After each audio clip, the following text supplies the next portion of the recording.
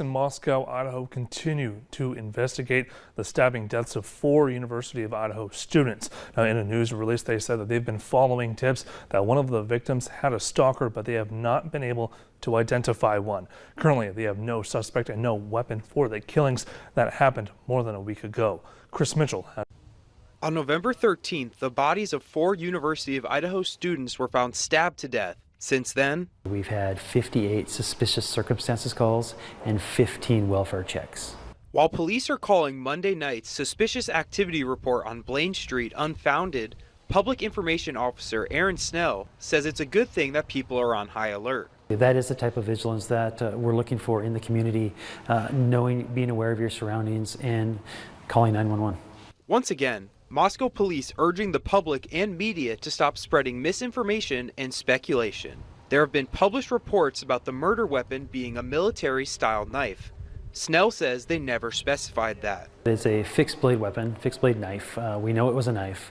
Kaylee Gonsalves' sister told Inside Edition that she and Maddie Mogen called Kaylee's ex-boyfriend several times shortly before 3 a.m. Here's what Moscow police says about those calls. What we do know is that some of those calls went unanswered and that they were made.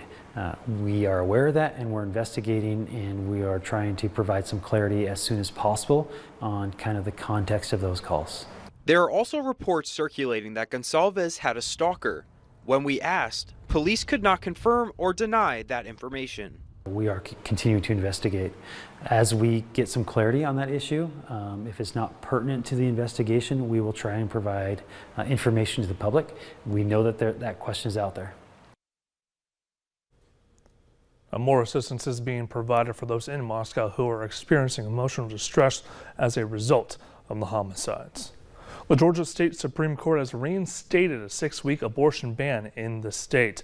A lower court ruling last week had put the state's heartbeat bill on hold, calling it unconstitutional. The state attorney general successfully appealed that ruling to the Georgia Supreme Court.